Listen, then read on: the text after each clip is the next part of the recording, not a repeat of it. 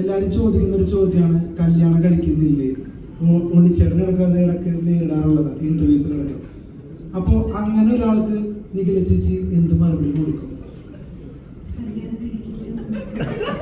അപ്പോൾ നിഖില ചേച്ചി as an actress ഇത്രത്തോളം വളരെ തഗ്ഗായിട്ട് അങ്ങനെ ഒരു മറുപടി കൊടുക്കാം. പക്ഷെ സമൂഹത്തിൽ ഒരുപാട് പെൺകുട്ടികൾ അല്ലല്ല, ഞാൻ ചോദിച്ച പോയിന്റ് വേറെ. ശരിക്കും പറയുന്ന മറുപടിയാണ്, എനിക്ക് താല്പര്യമില്ല, ഞാൻ ആരോടും പറയില്ല കല്യാണം കഴിക്കേണ്ടാണോ, കല്യാണം കഴിച്ചാൽ അങ്ങനെ ആയിപ്പോകുന്നു പറയും, എനിക്ക് ഇപ്പം ചെയ്യാൻ താല്പര്യമില്ല എന്ന് മാത്രമേ പറയാറുള്ളൂ.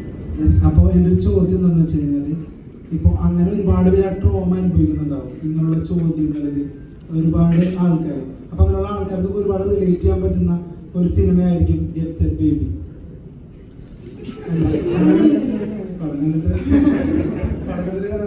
അങ്ങനെ ചോദിക്കുന്നു. അപ്പൊ ഞാൻ ഇതിൽ വരുന്നൊരു വിമർശനം കേട്ടായിരുന്നു, ഈ പടത്തിന് വരുന്ന വിമർശനം നിങ്ങൾ എങ്ങനെ അഭിമുഖീകരിക്കുന്നു അറിയാൻ വേണ്ടി ഞാൻ ചോദിക്കുകയാണ്. അങ്ങനെ ഒരു കുട്ടി ഉണ്ടാവാത്തത് അല്ലെങ്കിൽ കല്യാണം കഴിക്കാത്തതൊക്കെ ഒരു വലിയ പ്രശ്നമായിട്ടാണോ നിങ്ങൾ അഡ്രസ് ചെയ്യുന്നത്? അല്ല, നിഖില ചേച്ചി ഫസ്റ്റ് പറഞ്ഞു. നിഖില ചേച്ചിയുടെ പെർസ്പെക്റ്റീവ് ഫസ്റ്റ് പറഞ്ഞു. എനിക്ക് കല്യാണം കഴിച്ച് കുട്ടികളുണ്ടാവാതിരിക്കുന്ന ഒരു പ്രശ്നമായിട്ട് തോന്നാറില്ല. ചെറിയ പറയുന്നത് പോലെ അവരുടെ ചോയ്സാണ്, അവർക്ക് കുട്ടികൾ വേണം, ഏത് സമയത്ത് കുട്ടികൾ വേണം, അല്ലെങ്കിൽ ഞാൻ പ്രിപ്പയർഡ് ആണോ ഒരു അമ്മയാവാൻ, ഞാൻ പ്രിപ്പയർഡ് ആവാൻ ആണോ ഒരു അച്ഛനാവാൻ എന്നുള്ളതൊക്കെ ഇതിൽ മാറ്ററാണ്. എനിക്ക് സോഷ്യൽ പ്രഷറിൻ്റെ പേരിൽ കുട്ടികളുണ്ടാവുക എന്ന് പറയുന്ന ഒരു പ്രോസസ്സിനോട് എനിക്ക് താല്പര്യമില്ല. ബാക്കിയുള്ളത് അവരുടെ ചോയ്സാണ്. അവരുടെ ലൈഫിൽ നമ്മൾ അഭിപ്രായം പറയാൻ പാടില്ല. അപ്പോൾ എനിക്ക് അറിയുന്ന ആരെങ്കിലും ആണെങ്കിലോ എൻ്റെ കാര്യമാണ് ചോദിക്കണമെന്നുണ്ടെങ്കിൽ എന്നെ അങ്ങനെ ഒരാൾക്ക് ഫോഴ്സ് ചെയ്തിട്ട് ചെയ്യിപ്പിക്കാൻ പറ്റില്ല. അല്ലെങ്കിൽ എന്നോട് അങ്ങനെ പറഞ്ഞാൽ ചിലപ്പോൾ ഞാൻ അത് എനിക്ക് താല്പര്യമില്ല എന്നുള്ളത് ഞാൻ ചിലപ്പോൾ പറയുമായിരിക്കും. എല്ലാവരും ഈ പ്രഷർ വേണ്ടാന്ന് പറയുന്ന ആൾക്കാരുണ്ട്. എന്തിനാണ് നമ്മൾ അങ്ങനെ ഒരു സോഷ്യൽ പ്രഷറിന്റെ പുറത്ത് അല്ലെങ്കിൽ ഈ പറയുന്ന പോലെ ഒരു കമ്മിറ്റ്മെന്റിന്റെ പുറത്തൊക്കെ അങ്ങനെ ചെയ്യുന്നത് എന്തിനാണെന്ന് ചോദിക്കുന്ന ആൾക്കാരുണ്ട്. പിന്നെ പല കാര്യങ്ങളും ഈ സിനിമയിൽ ഡിസ്കസ് ചെയ്യുന്നുണ്ട്. ഡയറക്ടർ സാർ, അപ്പോൾ ഈ സിനിമയിലേക്ക് വരാം. അപ്പോൾ ഞാൻ കേട്ടൊരു വിമർശനം, എന്തായാലും ഞാൻ ആ സിനിമ കാണും ഉറപ്പായിട്ട്. കാരണം ഇപ്പോൾ ഉണ്ണിച്ചേട്ടൻ പറഞ്ഞ ആ ഒരു മെസ്സേജ് ഭയങ്കര ഹൃദയസ്പർശിയാണ്. അപ്പോൾ അങ്ങനെ ഒരു മെസ്സേജ് തരാനായിട്ട് ഈ സിനിമയ്ക്ക് പറ്റിയിട്ടുണ്ടെങ്കിൽ അത് ഈ സിനിമയുടെ വിജയം തന്നെയാണ്. അപ്പോൾ ഈ സിനിമയ്ക്ക് ഒരു പ്രമുഖ റിവ്യൂവർ എന്ന് വിളിക്കപ്പെടുന്ന ഒരാൾ കൊടുത്തൊരു വിമർശനം, കുട്ടികൾ ഉണ്ടാവാതിരിക്കുക എന്നതൊക്കെ ഒരു വലിയ പ്രശ്നമായിട്ട് അഡ്രസ്സ് ചെയ്തോ എന്ന് തോന്നി എന്നുള്ളതാണ്. അപ്പോൾ ആ ഒരു വിമർശനത്തിന് എന്താണ് മറുപടി? വിമർശനത്തിന് നമ്മൾ മറുപടി കൊടുത്തോളൊന്നുമില്ല. അത് ഒരാൾ അയാളുടെ പെർസ്പെക്റ്റീവ് പറഞ്ഞു. നമ്മൾ പറഞ്ഞല്ലോ, ഇത് ഞങ്ങളുടെ കുട്ടികളെ ഉണ്ടാക്കുക അല്ലെങ്കിൽ കുട്ടി ഉണ്ടാവുക എന്നുള്ളതല്ല ഈ സിനിമയുടെ മെയിൻ. അതൊരു സെറ്റിംഗ് ആണ്. IVF സ്പെഷ്യലിസ്റ്റ് ആയിട്ടുള്ള ഒരു ഡോക്ടറുടെ ക്യാരക്ടർ പ്ലേ ചെയ്യുമ്പോൾ അതുമായിട്ട് ബന്ധപ്പെട്ട് പ്രഗ്നൻസി, ഡെലിവറി, കുട്ടികളുണ്ടാവൽ, അവരുടെ സൊസൈറ്റൽ പ്രഷർ, ഇതിനെ പറ്റിയൊക്കെ നമ്മൾ സംസാരിക്കും. പക്ഷെ നമ്മളിതിൽ പറയുന്ന കഥ ഈ പറഞ്ഞ നേരത്തെ ഇവർ തുടങ്ങി വെച്ച പോലെ അച്ഛൻ, അമ്മ, കുടുംബം, ഭാര്യ, ഈ റിലേഷൻഷിപ്സ്, ഇതിൻ്റെ ഇമ്പോർട്ടൻസ്, ഇവർ തമ്മിലുള്ള റിലേഷൻഷിപ്പിൻ്റെ ഇമ്പോർട്ടൻസും ഇമോഷൻസുമാണ് നമ്മൾ ഈ സിനിമയിലൂടെ പറയുന്നത്. ഇപ്പോൾ ഒരു മകൻ അമ്മയോടുള്ള സ്നേഹം അല്ലെങ്കിൽ ഒരു ഭർത്താവിന് ഭാര്യയോടുള്ള സ്നേഹം, ഇതെല്ലാം പ്രതിപാദിച്ചു പോകുന്നൊരു സിനിമയാണ്. ഇതിൽ നമ്മൾ കുട്ടി ഉണ്ടാക്കുന്നൊന്നും അല്ലെങ്കിൽ അങ്ങനത്തെ ഒരു മെസ്സേജ് നമ്മൾ കൊടുക്കാൻ ഉദ്ദേശിച്ചില്ല. കുട്ടി ഉണ്ടാവാതിരിക്കണം മെസ്സേജ് കൊടുക്കാൻ ഉദ്ദേശിച്ചില്ല. ഈ സിനിമയിൽ നമ്മൾ പറയുന്ന ഈ കുടുംബ ബന്ധങ്ങളുടെ കഥ പറയുമ്പോൾ അതിൽ വന്നു പോകുന്ന സൊസൈറ്റൽ ആയിട്ടുള്ള പല കാര്യങ്ങളും, ഈ സൊസൈറ്റൽ പ്രഷർ, നിങ്ങൾ പറഞ്ഞ പോലുള്ള സൊസൈറ്റൽ പ്രഷറിനെ പറ്റി സംസാരിക്കുന്നുണ്ട്. അത് ഒരു ഡോക്ടറുടെ പെർസ്പെക്റ്റീവിലാണ് നമ്മൾ പറയുന്നത്. അദ്ദേഹത്തിൻ്റെ അടുത്തേക്ക് വരുന്ന രോഗികൾക്ക് പല പല കാര്യങ്ങൾ പറയുന്നുണ്ട്, പല രോഗികൾക്ക് പല കാര്യങ്ങൾ പറയുന്നു, പല ആവശ്യങ്ങളായിട്ട് വരുന്ന ആൾക്കാരുണ്ടാവും. ഇവരെല്ലാം നമ്മൾ ഡെപിക്ട് ചെയ്തിട്ടുണ്ട്. ഈ സൊസൈറ്റിയിൽ നമ്മൾ കാണുന്ന എല്ലാ വിഭാഗം ആളുകളെയും നമ്മൾ അഡ്രസ് ചെയ്യാൻ പരിശ്രമിച്ചിട്ടുണ്ട്. അത് വളരെ ലളിതമായിട്ട്. ഇപ്പം ഇതിൻ്റെ പ്രോസസ്സ് നേരത്തെ പറഞ്ഞാൽ നമുക്ക് എക്സ്പ്ലെയിൻ ചെയ്ത് കൊടുക്കാൻ ബുദ്ധിമുട്ടുള്ള പ്രോസസ്സുകളാണ് പലതും. ഈ പറഞ്ഞ കുട്ടി ഉണ്ടാകുന്നത് എങ്ങനെയായിട്ട്, ഇതൊക്കെ ഒരു സംസാര വിഷയമാകണം. വളരെ ചെറുപ്പം മുതൽ തന്നെ കുട്ടികളിലും ഈ ഒരു ടോക്ക് ഉണ്ടാവണം. നമ്മുടെ നാട്ടിൽ സെക്സ് എഡ്യൂക്കേഷനുള്ള പോസിബിലിറ്റീസ് വളരെ കുറവാണ്, പരിമിതമാണ്. ഇപ്പോൾ ഒരുപാട് ലിബറലായി വരുന്നുണ്ടെങ്കിൽ പോലും. അപ്പോൾ ഇങ്ങനത്തെ കോൺവെർസേഷൻ അതുകൊണ്ട് ഞങ്ങൾ ഇനി കുറയ്ക്കാൻ ഞങ്ങൾക്ക് ഒന്നും ഉണ്ടാവില്ല. അതുകൊണ്ട് ഞങ്ങളുടെ സൈഡിൽ നിന്നല്ലോ പറയുന്നത്. ഈ പറഞ്ഞ പോലെ അവരുടെ അസോസിയേഷൻ അങ്ങനെ ഒരു തീരുമാനം എടുക്കുന്നതോ അല്ലെങ്കിൽ അവരുടെ ഇടയിൽ അവർ ചർച്ച നടത്തിയിട്ട് ഇങ്ങനെയുള്ള കാര്യങ്ങൾ ഡിസ്കസ് ചെയ്തിട്ട് അതിൻ്റെ ഒരു എൻഡ് റിസൾട്ട് വന്നു കഴിയുമ്പോഴാണല്ലോ ഞാൻ അതിനെപ്പറ്റി സംസാരിക്കാൻ താല്പര്യപ്പെടുന്നത്. അവരുടെ ചർച്ച നടക്കുന്ന സ്പേസിൽ നമുക്ക് അറിയാത്തൊരു കാര്യത്തിനെ പറ്റി ഞാൻ സംസാരിക്കുന്നതെന്നാണ് എൻ്റെ ജനറലി ഉള്ളൊരു, എനിക്ക് അത്രയും ഡീറ്റെയിലിംഗ് അറിയില്ല. അവരുടെ ഉള്ളിൽ ശരിക്കും നടക്കുന്ന പ്രശ്നങ്ങൾ എന്താണെന്നുള്ളതും അല്ലെങ്കിൽ എന്തുകൊണ്ടാണ് ഇത് പറയുന്നത് എന്നുള്ളതിനെ പറ്റിയിട്ട് എനിക്ക് അത്രയും ധാരണയില്ലാത്തതുകൊണ്ട് എനിക്ക് വെറുതെ അതിനെപ്പറ്റി പറയുന്നതിൽ നല്ലത് അതിൻ്റെ എൻഡ് റിസൾട്ട് എന്താണെന്ന് പറഞ്ഞിട്ട് സംസാരിക്കാറുണ്ട്. പൈസ ചെയ്തിട്ടെല്ലാം ഇല്ല, എനിക്ക് പ്രൊഡക്ഷൻ ഇഷ്ടമാണ്, പ്രൊഡക്ഷൻ ചെയ്യാൻ താല്പര്യമുണ്ട്. അതിപ്പം എങ്ങനെയാണെന്നുള്ളത് ഞാൻ ആലോചിച്ചിട്ടില്ല. പ്രൊഡ്യൂസ് ചെയ്യുകയാണോ അല്ലെങ്കിൽ വേറെ എന്തെങ്കിലും പ്രൊഡക്ഷൻ സൈഡിൽ വർക്ക് ചെയ്യണോ എന്നുള്ളത് ഞാൻ ആലോചിച്ചിട്ടില്ല. പക്ഷേ എനിക്കത് പഠിക്കണം എന്ന് ഭയങ്കര ഇഷ്ടമുള്ള ഒരു കാര്യമാണ്. ഉണ്ണിയോടൊരു ക്വസ്റ്റ്യൻ അങ്ങനെ വിളിക്കാമല്ലോ, അവിടെ വീട്ടിൽ പേരാണ് യശോദ എന്ന മൂവിയിൽ കോർ ഇതല്ല എങ്കിലും കണ്ടന്റ്, പ്രത്യക്ഷത്തിലുള്ള കണ്ടന്റ് IVF ആയിരുന്നല്ലോ. അപ്പോൾ അതും ഇത് തമ്മിൽ കണക്റ്റഡ് ആയിരുന്നു. കണക്ഷൻ എന്തെങ്കിലും കിട്ടിയിരുന്നു? ഇല്ല മാം, എനിക്ക് ഇന്നിപ്പോൾ എടുത്തു പറഞ്ഞപ്പോഴാണ് ഞാൻ അതൊരു ജോബ് പ്രൊഫൈൽ മാത്രമേ ഉള്ളൂ. യശോദയ്ക്ക് നമ്മൾ വേറെ കൈൻഡ് ഓഫ് സർവീസും കാര്യങ്ങളൊക്കെ ഡിസ്കസ് ചെയ്തിട്ടാണ്, ശരിയാണ്. പക്ഷേ ഇതൊരു ഗൈനാക് മെയിൽ ഗൈനക്കായിട്ട് സിനിമയിൽ വന്നത് കറക്റ്റാണ്. പക്ഷെ സിനിമ ഡിസ്കസ് ചെയ്യുന്ന ഇമോഷൻ ടോട്ടലി വേറെ. രണ്ടൊരു സിനിമയുടെ എനിക്ക് എപ്പോഴും തോന്നുന്നു, പക്ഷെ ഒന്നും തോന്നുന്നില്ല.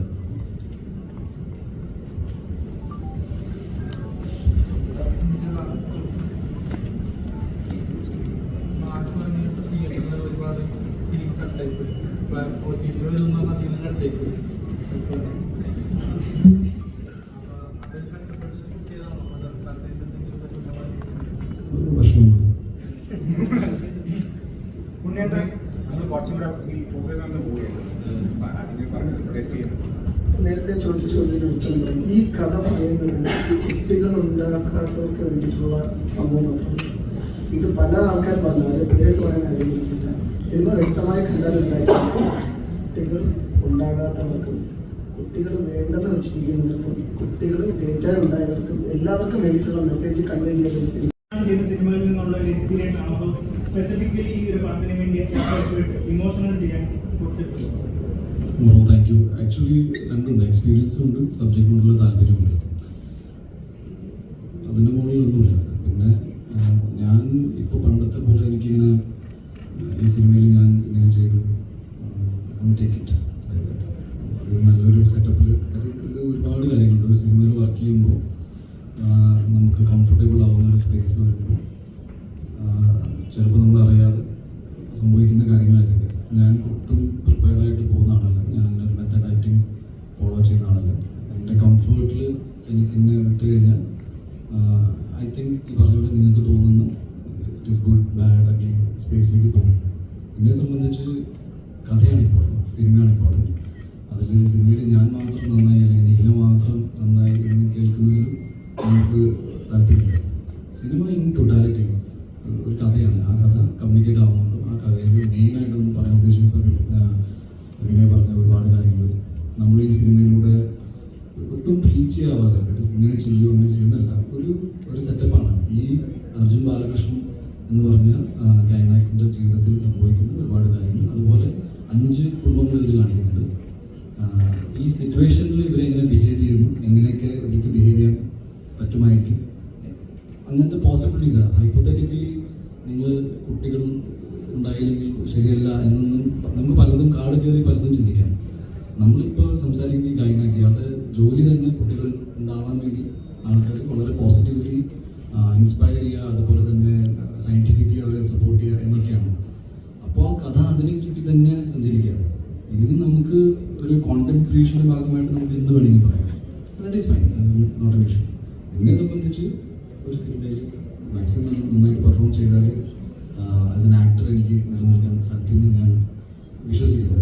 അപ്പോൾ ഇത്തരം സിനിമകൾ പോസിബിലിറ്റീസ് കുറച്ച് കൂടുതലാണ്. മാർക്കോ എന്ന സിനിമയിൽ എൻ്റെ എന്താ പറയുക, മാർക്കോ ഒരു അഡ്രിലിൻ സ്പേസിലാണ്, എന്നാൽ അതിൽ അഭിനയമില്ല എന്ന് പറയാൻ പറ്റില്ല. രണ്ടിലും രണ്ട് രീതിയിൽ തന്നെ I really enjoy working. Because ഞാൻ കഥകൾ സെലക്ട് ചെയ്യുന്നത് എൻ്റെ കംഫർട്ടിനനുസരിച്ചിട്ടാണ്. എൻ്റെ കംഫർട്ട് ഇന്ന ജോണറിലാണെന്ന് ഞാൻ വിശ്വസിക്കുന്നില്ല. എനിക്കൊരു അടിപൊളി കോമഡി പടം ചെയ്യാൻ ഭയങ്കര ആഗ്രഹമുണ്ട്, കഥകൾ എത്തിയിട്ടില്ല. അതുപോലെ തന്നെ ഒരുപാട് സബ്ജക്റ്റുകളുണ്ട് വേറെ ഐ വോണ്ട് ടു പാർട്ടിസിപ്പേറ്റ്. അതെല്ലാം സംഭവിക്കട്ടെ. ഇപ്പോൾ ഒരു സിനിമ വിജയിക്കുമ്പോൾ നമുക്ക് പുതിയ പുതിയ കഥകളിലേക്ക് എത്താം. Thank you.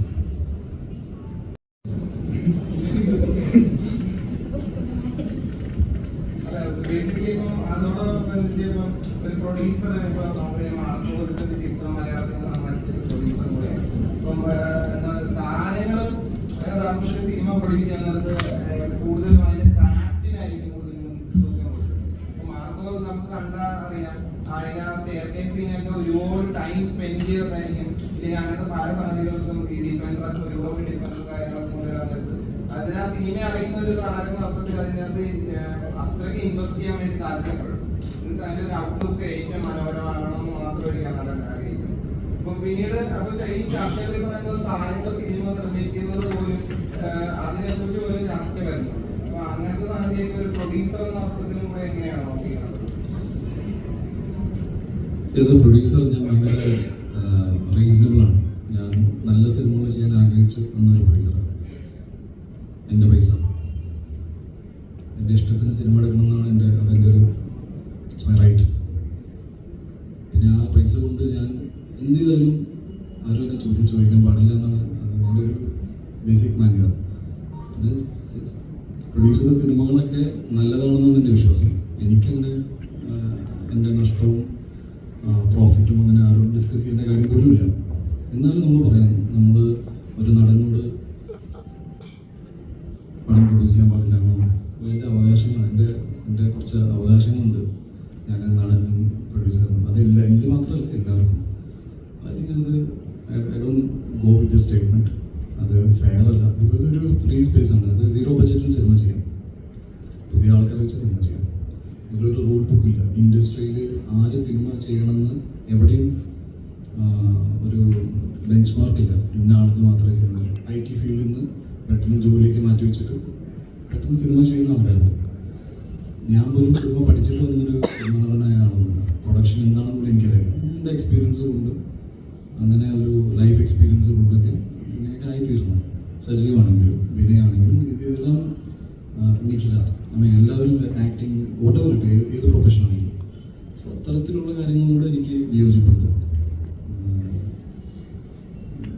പിന്നെ സിനിമ, നല്ല സിനിമ എടുക്കാനാണ് ഇതൊക്കെ ചെയ്യുന്നത്. Thank you. തുടക്കം മുതലേ ഒരു കളർഫുൾ ആയിട്ടുള്ള കുറെ കളർഫുൾ ഫ്രെയിംസ് ഒക്കെ വരുന്ന ഒരു മൂവിയാണ്. അപ്പോൾ പ്രൊഡ്യൂസറുടെ ഭാഗത്ത് നിന്ന് എന്തെങ്കിലും റെസ്ട്രിക്ഷൻസ് അല്ലെങ്കിൽ അങ്ങനത്തെ കാര്യങ്ങളൊക്കെ ഉണ്ടായിരുന്നു? ഫുൾ ഫ്രീ ആയിരുന്നു ഇത് കംപ്ലീറ്റ് ചെയ്യാനായിട്ട്? ഇതെന്താണ് നമ്മളിത് ആദ്യം തന്നെ ഡിസ്കസ് ചെയ്യുമ്പോൾ ഇത് നമ്മൾ സംസാരിക്കുന്ന വിഷയത്തിന് അത്യാവശ്യം ഹോസ്പിറ്റലുകളും മറ്റും പരാമർശിക്കും. സജീവ് ഒരു പുതിയൊരു പ്രൊഡ്യൂസറാണ്. ഇങ്ങനത്തെ ഒരു സാഹചര്യത്തിൽ പടം പ്രൊഡ്യൂസ് ചെയ്ത് എന്തിനും എന്തായിരുന്നാലും മുടക്കിയ പൈസക്കുള്ള കളർ നിങ്ങൾ കണ്ടു എന്ന് പറഞ്ഞതിൽ സന്തോഷം. ഭയങ്കര സന്തോഷമാണ്. കാരണം ഈ പടം എന്താ പറയുക, ഒരു ഫാമിലി പടത്തിന് ഈ ഇടയ്ക്ക് ഒരിക്കലും ഇത്ര കളർഫുൾ ആയിട്ട് മലയാള സിനിമയിൽ ഒരു ഫാമിലി പടം ആരും പറഞ്ഞിട്ടുണ്ടാവില്ല. അത് നിങ്ങൾ കണ്ടാൽ മനസ്സിലായി. ഇതിലെ പാട്ടുകളാണെങ്കിലും ഒരുപാട് ചോദ്യങ്ങൾ, ഇതിൻ്റെ ബാക്ക്ഗ്രൗണ്ട് സ്കോർ ആണെങ്കിലും നമുക്ക് ഒരുപാട് സാംസിയസിന് അപ്രീസിയേഷൻ കിട്ടുന്നതാണ്. പിന്നെ ഉണ്ണിയുടെ കരിയർ ബെസ്റ്റ് പെർഫോമൻസ് ആണ് ഇതിനകത്ത്. ദില്ലിയെ സംബന്ധിച്ചിടത്തോളം ദില്ലിയുടെ ഏറ്റവും ബെസ്റ്റ് പെർഫോമൻസ് ആണ്. അപ്പം ഇതൊക്കെ എന്താ പറയുന്നത്, ഇങ്ങനെയുള്ള പടങ്ങൾ ചർച്ചയായിരുന്നാലേ ഇനിയും കുടുംബ പ്രേക്ഷകർക്ക് വേണ്ടിയിട്ടുള്ള ഒരുപാട് സിനിമകൾ മലയാളത്തിൽ ഉണ്ടാകത്തുള്ളൂ അല്ലേ. ഒരു പ്രത്യേക സബ്ജക്റ്റിൽ മാത്രം ക്ലോസ് ചെയ്തിട്ട് ആരും ഇതിനെ അതേ എനിക്ക് പറയാനുള്ളൂ. അത് ഒരു പുതിയ പ്രൊഡ്യൂസർ എന്ന രീതിയിൽ പറയാം. മലയാള സിനിമയിൽ ഇപ്പം ഇത്രയും കാര്യങ്ങൾ പറയാമല്ലോ.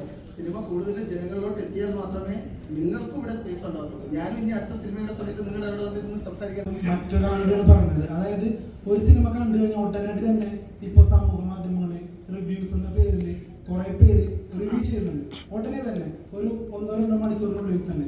അപ്പോൾ ഇവരുടെ ഒരു അഭിപ്രായം കേൾക്കാൻ ഇപ്പോൾ ഒരു വലിയ ഓഡിയൻസ് ഉണ്ട്. അപ്പോൾ അത്തരത്തിൽ ഒരു പ്രമുഖ റിവ്യൂവർ ഈ സിനിമയെ കുറിച്ച് പറഞ്ഞ റിവ്യൂവിൽ ഇങ്ങനൊരു വിമർശനം കണ്ടു. ശരിക്കും ആ വിമർശനവും ആ റിവ്യൂവർക്ക് ഒരുപാട് വ്യൂസ് ഒക്കെ കിട്ടുന്നതാണ്. പക്ഷെ അത്തരത്തിലുള്ള വിമർശനങ്ങൾ വരുമ്പോൾ ഈ സിനിമയെ ഒരു നെഗറ്റീവായിട്ട് അത് ബാധിക്കുമല്ലോ എന്ന് വിചാരിച്ച് നിങ്ങളുടെ ഭാഗത്തു നിന്ന് തന്നെ ഒരു ക്ലിയറൻസ് കിട്ടാൻ വേണ്ടിയിട്ട് കൂടിയാണ് ഞാൻ അങ്ങനെ ചോദിച്ചത്. ഓക്കെ, അത് കുഴപ്പമില്ല. അത് പറഞ്ഞൊരു ഉള്ളി നേരത്തെ പറഞ്ഞൊരു വളരെ പ്രസക്തമായിട്ടുള്ള വാക്യമുണ്ട്. അച്ഛൻ, അമ്മ, കുടുംബം, ഈ ഒരു വികാരം കൊണ്ട് നടക്കുന്ന എല്ലാവരും സ്പർശിക്കുന്ന ഒരു ചിത്രമാണ്. ഇതാണ് അതിനുള്ള ഉത്തരം. അതുള്ളവർക്ക് ഈ പടം വർക്കാവും. ഇപ്പൊ ഞാൻ 38 വയസ്സായി. ഇന്നും ഈ സമയത്ത് ഞാൻ സാറിനോട് അവരുടെ തിരക്കിലൂടെ കാര്യങ്ങൾ ഓടി നടക്കുമ്പോൾ എൻ്റെ അച്ഛനും അമ്മയും എന്നെ ഒരു 8 മണി കഴിഞ്ഞ് വിളിക്കുമ്പോൾ എനിക്കൊരു സന്തോഷമാണ്. അപ്പൊ അവരുള്ളപ്പോഴല്ലേ എനിക്ക് അവരുടെ ഒരു വേല്യൂ അറിയാൻ പറ്റുന്നത്. അപ്പൊ ആ വികാരം കൊണ്ടു നടക്കുന്ന എല്ലാവർക്കും, അത് കേരളത്തിലുള്ള എല്ലാ മലയാളികൾക്കും, ബാക്കിയുള്ളവരെ എനിക്ക് പറയാൻ പറ്റത്തില്ല. എനിക്ക് അങ്ങനെയുള്ളവരുടെ ഫീലിംഗ് എനിക്കുള്ളൂ. ഉത്തരം ക്ലിയർ ആണെന്ന് പ്രതീക്ഷിക്കുന്നു. അല്ല, അപ്പോ ഇത്തരത്തിലുള്ള പ്രമുഖ റിവ്യൂവേഴ്സ് ഇപ്പൊ ശകുനം മുടക്കി എന്നൊക്കെ പറഞ്ഞ പോലെ പ്രേക്ഷകർ മുടക്കി എന്ന് തോന്നുന്നുണ്ടോ? അല്ല, അങ്ങനെയല്ല. അവർക്ക് ആർക്ക് വേണോ അവരുടെ അഭിപ്രായം പറയാനുള്ള രീതിയുണ്ട്. ഇപ്പൊ ഞാൻ ഒരു സിനിമ കണ്ടു കഴിഞ്ഞാൽ ഞാൻ നാട്ടുകാരുടെ അടുത്ത് പോയിട്ട് എൻ്റെ അവരുടെ എങ്ങനെയുണ്ടെങ്കിലും ചോദിക്കാറില്ല. എനിക്ക് ഏറ്റവും വിശ്വസ്തരായിട്ടുള്ള ആൾക്കാരുടെ അടുത്ത് എങ്ങനെയുണ്ടെന്ന് ചോദിക്കും. അപ്പൊ എൻ്റെ ഫ്രണ്ട് എൻ്റെ അടുത്ത് ചോദിച്ചാൽ ഞാൻ പറയുന്നതാണ്, എടാ എനിക്കത് വർക്കായി, നീ പോയി കണ്ടു നോക്കൂ എന്നെ പറയട്ടെ. അതാണ് എൻ്റെ മാന്യത അല്ലേ. എല്ലാവർക്കും അവരുടെ സ്പേസ് കൊടുക്കുന്നതാണ് അതിൻ്റെ റെസ്പെക്ട്. മ്യൂച്വൽ റെസ്പെക്ട് എന്ന് പറയുന്നത് എല്ലാ ഫീൽഡിലുള്ളതാണ്. അതാണ് ഉത്തരം. ഇതൊരു വിവാദമാക്കാൻ പറഞ്ഞില്ല. ആർക്കും എന്ത് വേണോ പറയാനുള്ള സ്പേസ് കേരളത്തിലുണ്ട്. അത് എങ്ങനെ എടുക്കണമെന്നുള്ളത് നിങ്ങളുടെ യുക്തിയും ബുദ്ധിയുമാണ്. ഓക്കെ. ഉണ്ണിമുകുന്ദൻ പണ്ടും ഇന്നും കഴിഞ്ഞ ഇടയ്ക്ക് പോലും, അതായത് പെട്ടെന്ന് ഒരു വിമർശനം അല്ലെങ്കിൽ പ്രകോപിതനാകുന്ന അങ്ങനത്തെ ഒരു ക്യാരക്ടറായിട്ട് തോന്നിയിട്ടുണ്ട്. പല സമയത്തും പലപ്പോഴും നമ്മൾ പ്രതീക്ഷിക്കാതെ, ചിലപ്പോൾ ഉണ്ണി മനസ്സുകൊണ്ട് വിചാരിക്കാത്ത കാര്യമായിരിക്കും പുറത്തേക്ക് വരുന്നത്. പക്ഷെ അത് സമൂഹ മാധ്യമങ്ങളിലൊക്കെ ഭയങ്കരമായിട്ട് വൈറലാകുകയും അതിനെ തുടർന്ന് പ്രശ്നങ്ങളും വിവാദങ്ങളും ഒക്കെ വരാറുണ്ട്. അപ്പൊ ഈ വിവാദങ്ങളൊക്കെ ഒരു പരിധിവരെ സിനിമകളെ ബാധിക്കുന്നുണ്ടോ, അല്ലെങ്കിൽ അങ്ങനെ എന്തെങ്കിലും തോന്നുന്നുണ്ടോ? ഇല്ല. വിമർശനങ്ങൾ പേടിയുണ്ടോ? എനിക്ക് പേഴ്സണൽ ചോദ്യമാണ്. പേടിയുണ്ടെന്ന് പറഞ്ഞാലും പ്രശ്നം, പേടിയില്ല എന്ന് പറഞ്ഞ പ്രശ്നമാണ്. സസ്പെൻസ് ഒക്കെ കിട്ടും. അല്ല, പേടി ഉള്ളത് കൊണ്ടായിരിക്കും. കഴിഞ്ഞ ദിവസം ഒരു വീഡിയോ ഭയങ്കരമായിട്ട് വൈറലായിരുന്നു. ആ വീഡിയോ ശരിക്കും ഉണ്ണിമുകുന്ദന്റെ കമ്പനി ഒരു PR-ന്റെ റിമൂവ് ചെയ്യിപ്പിച്ചെന്ന് പറഞ്ഞു. അതുകൊണ്ട് അങ്ങനെ തോന്നുകയാണ്. എനിക്ക് പേടിയുണ്ടെങ്കിൽ പേടിയില്ല. തോന്നുന്നു പേടിയില്ല എന്ന് വെച്ചാൽ എനിക്ക് പേടിയില്ല. Okay, next question. Last question. രാജുവേട്ടന് ശേഷം ചർച്ച ചെയ്യപ്പെട്ട മറ്റൊരു നടന്റെ പേരായിട്ടാണ് അത് റിജിനൽ ലാംഗ്വേജിലുള്ള ഒരു പടമാണ്. അപ്പൊ അത് എത്രത്തോളം സ്പെഷ്യലാണ്. അത് മാത്രമല്ല, ഒരുപക്ഷെ ഈ പടത്തിൽ അഭിനയിക്കുമ്പോൾ ഉണ്ണിമുകുന്ദൻ അല്ലെങ്കിൽ ഇത്തരത്തിൽ നാഷണൽ ഒരു അപ്രിസിയേഷൻ കിട്ടാൻ പോകുന്ന ഒരു നടനാണെന്ന് അറിയത്തില്ല. കാരണം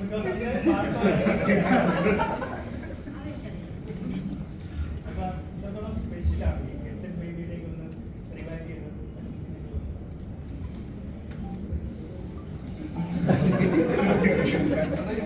ഹെഡ്സെറ്റ് ബേബി ഞാൻ പറഞ്ഞ പോലെ എനിക്ക് സ്പെഷ്യലാണ്. ബിക്കോസ് വിനയ് ഗോവിന്ദിനോട് തൊട്ട് മുന്നേ ഒരു പടം ചെയ്യാനുള്ളതായിരുന്നു. അപ്പോൾ ആ സിനിമ കഴിഞ്ഞിട്ടാണ് ഈ സിനിമ ആ സിനിമ ചെയ്യാൻ പറ്റിയില്ല. അത് കഴിഞ്ഞാണ് ഈ സിനിമ ചെയ്യുന്നത്. ഉണ്ണിയുടെ കൂടെയും ഈ പറയുന്നത് പോലെ ഒരുപാട് സിനിമകൾക്കുള്ള ഓഫേഴ്സ് വരുന്നുണ്ടായിരുന്നു. നമുക്കിപ്പം ചിലത് ചെയ്യാൻ പറ്റാറില്ല, ചിലത് ഡേറ്റ്സ് എന്തെങ്കിലും പ്രശ്നമായിരിക്കും, ചിലത് എന്തെങ്കിലുമൊക്കെ സാഹചര്യം കാരണം അത് മാറിപ്പോകാറില്ല. അപ്പോൾ ഫസ്റ്റ് ടൈമാണ് അങ്ങനെ ഒരു സിനിമ വന്ന് എല്ലാം കറക്റ്റായിട്ട് വന്നത്. സോ അങ്ങനെ ചെയ്തപ്പോൾ സന്തോഷമുള്ള കാര്യമാണ്. കാരണം അന്ന് അറിയില്ലായിരുന്നു. ഞങ്ങൾ സിനിമ ചെയ്യുന്ന സമയത്ത് മാർക്കോ അത് കഴിഞ്ഞാണ് ഷൂട്ട് ചെയ്തത്. അപ്പോൾ അതിന് വേണ്ടി പ്രിപ്പയർ ചെയ്യുന്നതും കാര്യങ്ങളും ഒക്കെ ഞങ്ങൾ കണ്ടിട്ടുണ്ട്. അപ്പോഴും ഉണ്ണി മാർക്കോ എന്ന് പറഞ്ഞ സിനിമയിൽ വളരെ എക്സൈറ്റഡ് ആണെന്ന് നമുക്കറിയാം. അതിൻ്റെ ഒരു റിസൾട്ട് ഉണ്ടായി കണ്ടു. ആ റിസൾട്ട് ഈ സിനിമയ്ക്ക് ഉണ്ടാവുന്നതാണ് സന്തോഷം. ഉണ്ണിയേട്ടാ, ഞാൻ ആദ്യമായിട്ടൊരു ജീവിതത്തിൽ ഉണ്ണിയോട് ചോദിക്കുന്നു.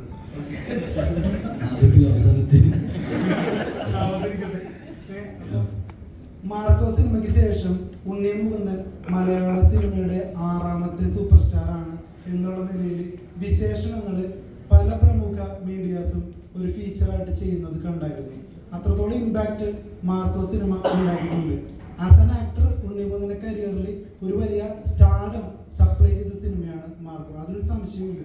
അപ്പോൾ ഉണ്ണി മുകുന്ദൻ സെലക്ട് ചെയ്യാൻ ആഗ്രഹിക്കുന്ന ഇത്തരത്തിലുള്ള ഫാമിലി സബ്ജക്റ്റിലൊക്കെ ആ ഒരു പ്രതീക്ഷാഭാരം ഇനി തൊട്ട് വരില്ലേ? അതൊരു നെഗറ്റീവ് പെർസ്പെക്റ്റീവായിട്ട് സിനിമയെ ബാധിക്കുമെന്ന് തോന്നുന്നുണ്ടോ? ബ്രദർ, ഞാൻ ആക്ച്വലി ഒരു സിനിമയും ഞാൻ ഇങ്ങനെയൊക്കെ ആയിത്തീരും എന്ന് വിചാരിച്ച് ചെയ്യുന്നതല്ല. ലൈക്ക് നമ്മൾ ഇപ്പോൾ എടുത്തു പറഞ്ഞത്, ഹെഡ്സെറ്റ് ബേബി കഴിഞ്ഞിട്ടാണ് ഈ സിനിമ ചെയ്തത്. റിലീസ് നേരത്തെ ആയി പോയെന്നേ ഉള്ളൂ. അതൊരു ടെക്നിക്കൽ റീസണാണ്. നമുക്ക് അങ്ങനെ ആയിപ്പോയി. അതൊന്നും പ്ലാൻഡ് അല്ല. നെക്സ്റ്റ് 1-2 പടങ്ങൾ ഞാൻ ഓൾറെഡി സൈൻ ചെയ്ത് എൻ്റെ ടീമിന് വേണ്ടി വർക്ക് ചെയ്തു. പെട്ടെന്ന് മാർക്കോ ഇങ്ങനെയായി എന്ന് വിചാരിച്ചിട്ട് പ്രത്യേകിച്ച് മാറ്റങ്ങളൊന്നും എൻ്റെ ജീവിതത്തിലുമില്ല, പ്രൊഫഷണൽ തീരുമാനങ്ങളുമില്ല. ഞാൻ ട്രൈ ചെയ്യും സിനിമകളുടെ. ഇപ്പോൾ മാർക്കോ പ്രൊഡക്ഷൻ ലെവലിൽ മെയിൻറ്റെയിൻ ചെയ്തൊരു ക്വാളിറ്റി ഉണ്ട്. പ്രൊഡക്ഷൻ ക്വാളിറ്റി മെയിൻറ്റെയിൻ ചെയ്യാൻ നോക്കും. ബിക്കോസ് അത് ഗെറ്റ്സ് എ ബേബിയിലുണ്ട്. ഇനി വരാൻ പോകുന്ന സിനിമകളിൽ അങ്ങനത്തെ ഒരു എക്സ്പെക്ടേഷൻ ഡെഫിനറ്റ്ലി ഉണ്ടാവും. അത് നല്ലൊരു സ്ട്രെസ്സാണ്. അത് ഞാൻ എൻജോയ് ചെയ്യുന്നു. അടുത്ത സിനിമ ഏതാണ്, ഏത് സിനിമ ചെയ്താലാണ് കുറച്ചും കൂടി നമുക്ക് ഗ്രോത്ത് ഉണ്ടാവുക. ഞാൻ കാരണം ഇപ്പോൾ മലയാള സിനിമയിൽ എന്തെങ്കിലും ഒരു ആഡ് ഓൺ സംഭവിക്കുകയാണെങ്കിൽ നല്ല രീതിയിൽ എനിക്ക് സന്തോഷമേ ഉള്ളൂ. എന്ന് വെച്ച് ഞാൻ ഒരു പാൻ ഇന്ത്യ സിനിമകൾ ചെയ്യുക, ഞാനൊരു സ്ഥലത്ത് പോലും മാർക്കോസ് പാൻ ഇന്ത്യ മൂവി എന്ന് ഞാൻ എൻ്റെ ടീമിൽ പറഞ്ഞിട്ടില്ല. ആ സിനിമ മെറിറ്റിൽ സഞ്ചരിച്ച സിനിമയാണ്. ആ സിനിമയ്ക്ക് അങ്ങനത്തെ ഒരു ആക്ഷൻ, അങ്ങനത്തെ ഒരു സ്വഭാവമുണ്ട്, പെട്ടെന്ന് ട്രാവൽ ചെയ്യും. Gets A baby is A bigger concept vice കുറച്ചും കൂടി യൂണിവേഴ്സൽ സബ്ജക്റ്റാണ്. പക്ഷെ അതിൻ്റെ പാക്കേജിങ്ങിൽ നമുക്ക് എല്ലാ റീജിയനിൽ എല്ലാ ആൾക്കാർക്കും നമ്മുടെ തമാശകൾ പറഞ്ഞിട്ടോ അല്ലെങ്കിൽ ഈ സബ്ജക്റ്റിന് റീമേക്ക് ആവാൻ സാധ്യതയുണ്ട്. ഇപ്പോൾ റീമേക്കൊക്കെ ആയിക്കഴിഞ്ഞാൽ ഗെറ്റ്സ് എ ബേബി എന്ന മലയാളം സിനിമ റീമേക്ക് ചെയ്ത് ഇന്ന സ്ഥലത്ത് പോയി. ബിക്കോസ് ഈ ഗൈനക്കോളജി അല്ലെങ്കിൽ IVF സെറോഗസി ഒക്കെ ഡിസ്കസ് ചെയ്ത ഒരുപാട് സിനിമകളുണ്ട്. നമ്മുടെ റിലീസിന് മുന്നേ ഒരുപാട് ഹിന്ദി സിനിമകളുടെ റീമേക്ക് ആണോ ഈ സിനിമ എന്ന് ആൾക്കാർ കമൻറ്റുകൾ ഇടുണ്ടായിരുന്നു. നമ്മുടെ കോൺഫിഡൻസ് എന്താണെന്ന് വെച്ചാൽ അതുപോലെ ആവാനേ പാടില്ല എന്ന് നമ്മളും തീരുമാനിച്ചിട്ടുണ്ടായിരുന്നു. ഇതുപോലെ ആവില്ല. അപ്പോൾ ഈ സിനിമ ഈ സ്റ്റൈലിൽ വേറെ എവിടെയും വന്നിട്ടില്ല. അപ്പോൾ ഒരു റീമേക്കിന് സാധ്യത ഈ സിനിമയ്ക്കുണ്ട്. ഇപ്പോഴും ബെസ്റ്റ് പാർട്ട് ഇസ് ദാറ്റ് എൻ്റെ ഈ പടത്തിൻ്റെ ഹിന്ദി വേർഷനും തെലുങ്ക് വേർഷനും എൻക്വയറീസ് വരുന്നുണ്ട്. അപ്പോൾ as A producer meeting complete ചെയ്തിട്ട് ആ മീറ്റിംഗിൽ പോകും. അപ്പോൾ നമ്മുടെ സന്തോഷം എന്ന് വെച്ചാൽ സിനിമയുടെ പ്രൊഡക്ഷൻ വാല്യൂ അല്ല ഈ സിനിമയുടെ വലിപ്പം. എപ്പോഴും ഐഡിയ ആണ് വലുതെന്ന് വിശ്വസിക്കുന്ന ആളാണ് ഞാൻ. ചിലപ്പോൾ എക്സിക്യൂട്ട് ചെയ്യാൻ ഇപ്പോൾ മാർക്കോയെ പോലെ നമുക്ക് അത്രയും പൈസ ഇതിന് വേണ്ടിയൊന്നുമില്ല. പക്ഷേ ഈ സബ്ജക്റ്റിന് വേണ്ടിയൊന്ന് ഒരു നല്ല തുകയുണ്ട്. അത് ജെനുവിൻലി സബ്ജക്റ്റിൻ്റെ എൻഹാൻസ്മെൻറ്റിന് വേണ്ടിയിട്ട് നമുക്ക് സ്പെൻഡ് ചെയ്യാൻ പറ്റിയതിൽ വലിയ സന്തോഷമുണ്ട്. അതിന് ഞാൻ സജീവിനും കിങ്സ്മാൻ എന്ന് പറഞ്ഞ സജീവ് പ്രൊഡക്ഷൻ സപ്പോർട്ട് വേറെ പ്രൊഡ്യൂസറുണ്ട്, അവരെല്ലാവർക്കും നന്ദി പറയുന്നു. ബിക്കോസ് ഒരു സിനിമ ഇപ്പോൾ പറഞ്ഞ പോലെ ഹോസ്പിറ്റലിലാണ് ഷൂട്ട് ചെയ്യുന്നത്. പറഞ്ഞ പോലെ ഹോസ്പിറ്റൽ അങ്ങനെ കാണിച്ചു കഴിഞ്ഞാൽ ചിലപ്പോൾ ഭയങ്കര ഗ്ലൂമി ആയി. ഞാൻ ഭയങ്കര കംഫർട്ടബിൾ ആയിരുന്നില്ല, ഭയങ്കര കളർഫുൾ ഷർട്ടൊക്കെ ഇടും. സത്യം എന്നോട് അതിനെ ഇടിപ്പിച്ചതാണ്, ഇങ്ങനെയായിട്ട് കുറച്ച് രസമായിട്ട് വരും പറഞ്ഞു. സോ അത് സജീവിൻ്റെയും വിനയുടെയും കൂടി എഫേർട്ട് ഉണ്ടായിരുന്നു. ഞാനും കൺവിൻസ്ഡ് ആയി, ഓക്കെ ഫൈൻ, കൺവിൻസ്ഡ് ആയി. സോ സിനിമകളിലേക്ക് അങ്ങോട്ട് ഭാരമായിട്ട് ഒന്നും വരാൻ പറ്റില്ല. എൻ്റെ കയ്യിലുള്ള സബ്ജക്റ്റുകൾ താങ്ക് ഗോഡ് അത് കുറച്ചും കൂടി ഒരു യൂണിവേഴ്സൽ ഐഡിയാസാണ് എന്നെ ഉള്ളത്. ഇങ്ങനെ കൊച്ചു സിനിമ എന്ന് എനിക്ക് പറയാനേ തോന്നുന്നില്ല. എൻ്റെ അടുത്ത് ഇത് ഞാൻ ജയഗണേഷ് ചെയ്ത സമയത്ത് പറയാം, ഒരു കുഞ്ഞു സിനിമ അതെനിക്ക് ബഡ്ജറ്റിലല്ല ചെറുത്.